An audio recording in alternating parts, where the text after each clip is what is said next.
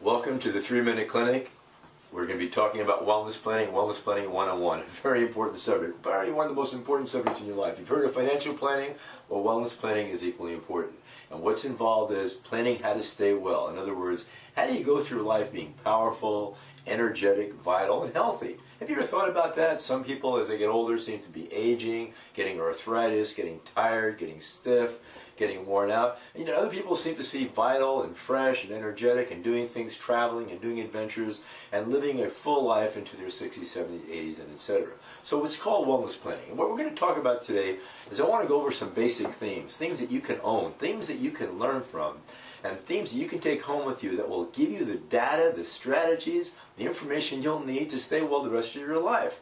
So our strategy are going to be about increasing energy, increasing your vitality. So let's get right down to the first basic theme. What is Wellness Planning 101 about? And what's the most important theme? Well, it's very simple. Let me give you a simple theme here. It's the difference between self-care, what you do for yourself, versus self-aware. It's like a banking system. It's kind of like an energy banking. You have deposits and you have withdrawals. Well, in wellness you have deposits, meaning self-care.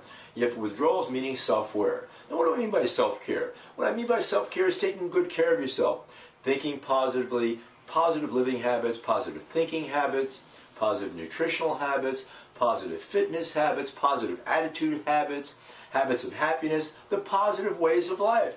And what do I mean by self-aware? Well, we all know what that means. It's about stress. It's about being rushed. It's about being overloaded.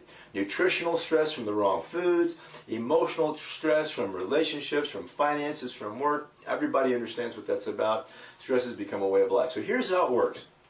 Those that stay well have more self-care than self-aware. Those that don't do well have more self-aware than self-care. You see, the bottom line is this. I want you to learn how to empower yourself with a powerful immune system.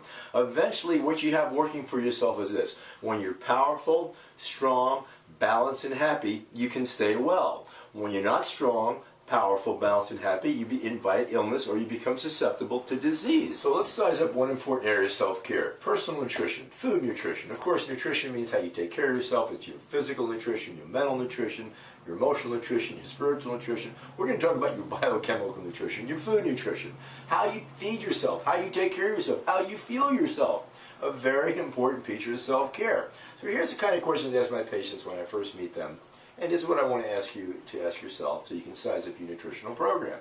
So very simply, what is it in your diet? What do you eat too much of that you'd like to reduce? And secondly, what don't you eat enough of? Now, when I ask most folks that question, what they generally say is they don't eat enough fresh fruits and vegetables. There you go. Eat more fresh fruits and vegetables. Make a commitment every day to have, like, for example, one fresh fruit salad and one fresh leafy green salad.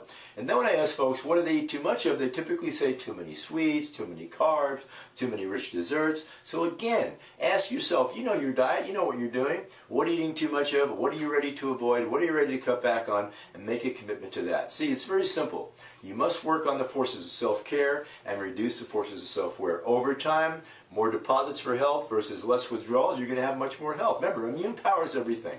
You want to build for it, you want to invest for it, you want to work for it, and you want to plan for it. Failing to plan is planning to fail. That's what wellness planning is about. So